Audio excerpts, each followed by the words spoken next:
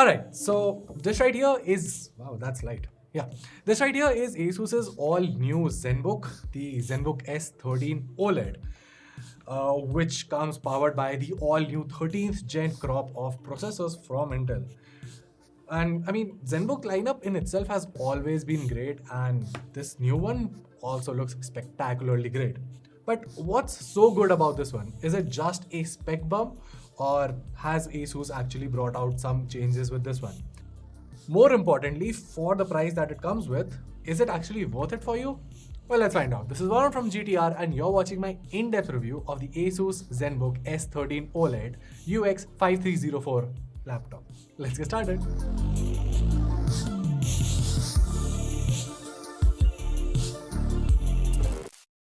Alright, so kicking things off, let's start by talking about the design here. At just 1 kg weight and a hair above 1 centimeter thin, the ZenBook S13 is the company's slimmest and most portable ultrabook yet. In fact, it actually gives serious competition to the likes of maybe the LG Gram as well, in what I would personally call a far more premium design.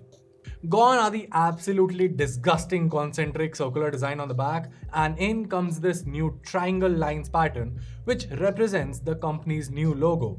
In fact, you see this logo in the boot animation as well, which is so subtle but so good. Now there are slim bezels here, and while I will talk about the OLED display in just a bit, you can see how immersive it looks. Back to the lid, the material used here is plasma ceramic aluminum, which is a fancy name for magnesium alloy aluminum, which essentially offers a stone-like finish while also getting a super strong military-grade durability certification. Another interesting part here is that this lid in itself is 100% recyclable when this product reaches the end of life, which is always good. Kudos for being sustainable. Now the hinge here is quite sturdy too and does not wobble even when you're typing on the lap. Now in terms of I/O, there's a full-size HDMI 2.1 port coupled with 2 Thunderbolt 4 ports on the left side, whereas on the right side you get a USB A 3.2 Gen 2 port coupled with a 3.5mm headphone jack. Now there's no micro SD card slot here, which we did see on the previous generations, but to be honest, I was never a fan of that, so I don't have any complaints with that. More importantly, I would anyway take a couple of Thunderbolt 4 ports instead of a stupid micro SD card slot. So yeah, like just to reiterate, the previous generations had just a single Thunderbolt 4 port. This one has two. So essentially you can add, well, pretty much a lot of ports without compromising on the bandwidth speed. And yeah, still enjoy the portability of this laptop. Also, speaking of connectivity, there's support for both Wi-Fi 6E and Bluetooth 5.0. Now, despite its slim form factor, the ZenBook retains the company's ErgoLift hinge here that not only makes for a better typing experience, but also allows for more air intake. Speaking of the keyboard, the typing experience here is absolutely amazing. For starters, the keyboard here is a little bit on the louder side, like the mic's right here. Let me just give you a typing test.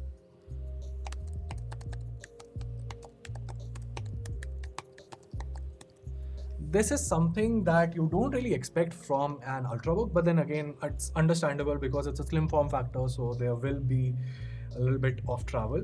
And at 1.1mm of nice key travel coupled with well spaced out keys, the layout itself feels like home as well.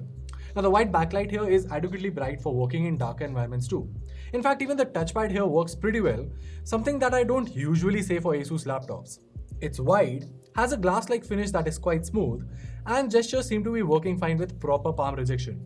Now the laptop also packs in a full HD 3D NR webcam here with an infrared camera to add support for Windows Hello. Speaking strictly about the camera quality, it's, well, decent enough. There is a bump up here in terms of resolution because most laptops usually come with a 720p webcam. This is a full HD one, so that's good.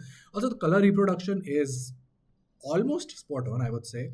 My face does seem a little bit on the reddish side, but it's not a major deal breaker. That being said, there are some issues in terms of motion tracking here, but it's not something to complain about, and you can easily use this for video calls without any issues. Also, as for the microphone quality, you can judge it for yourself since this audio is being recorded from the laptop's internal mic. What's more is that you can customize the webcam quality with filters and effects inside the My ASUS app. As for Windows Hello, the face unlock feature works reliably well, so no complaints there. Now there are also two bottom firing speakers here, and ASUS has added support for Dolby Atmos as well. In itself, the audio is pretty crisp and sorted, but in some instances, you might find yourself feeling the volume to be a bit on the lower side. Thankfully, there's a volume booster for that inside the My ASUS app. Now, it should get the job done, especially if you're watching a movie, but for better results, I would suggest tweaking the equalizer and switching to the voice profile. Alright, moving on. What's next? Display, performance. Let's start with the display here because, of course, the name tells you all about it. It's the ASUS ZenBook S13 OLED. And the laptop comes with a 13.3-inch 2.8K ASUS Lumina OLED panel. There's a 100% DCI P3 color gamut and the display is Pantone validated. In fact, it bears the VESA certified Display HDR True Black 500 tag with a peak brightness of 550 nits. Like, honestly, the only thing missing here that I could probably complain about is the lack of a higher refresh rate. But then again, it's a business laptop and for everything else, it's just amazing.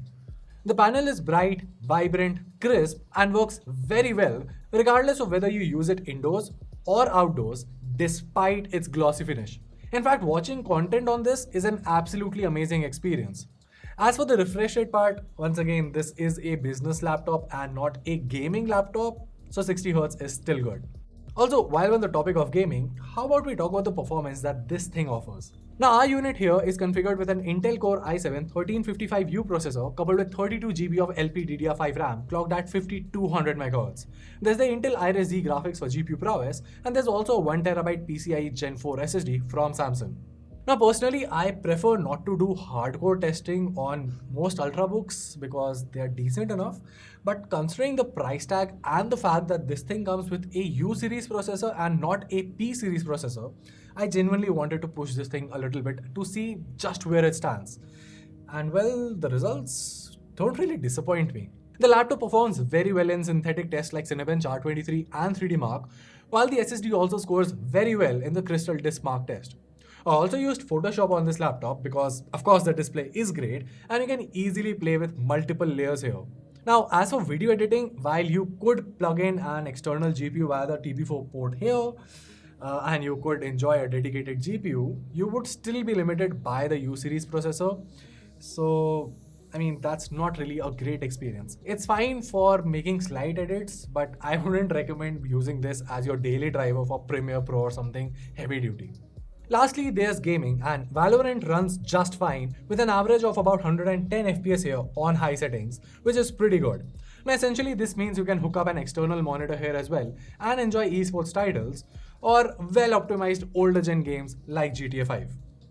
As for thermals, the laptop runs quite cool. Now, despite having a U series processor, ASUS has provided a dual fan setup here with 2 heat pipes. This essentially means you do not have to worry about thermal throttling on this, regardless of how you push it. Also, while we are talking about internals here, the SSD is upgradable should you want to switch to a higher capacity later on, while everything else is soldered on. Lastly, there's the battery, which takes up more than half of the space inside. It's a 63 Watt-hour battery which easily lasts over 10 hours on a single charge with medium usage. I mean, it's no wonder that it bears Intel's Evo branding. As for charging, ASUS has bundled a 65 watt charger in the box. Oh, and that reminds me, ASUS also bundles a nice premium sleeve inside the package. Speaking about the package, how good is the laptop and is it worth it? Well, the laptop is available in 5 different SKUs with the pricing on your screen right now, with the base variant starting at just ₹1,05,000 and going all the way up to 1.5 lakhs for our unit here. Now, in my judgment, I would say that the i5 variant of this laptop looks like a very compelling deal. With that being said, for the i7 variant, if you're going to be spending that much, a lot of consumers will feel that they would have been better off with a P series processor since they would not be so much bottlenecked.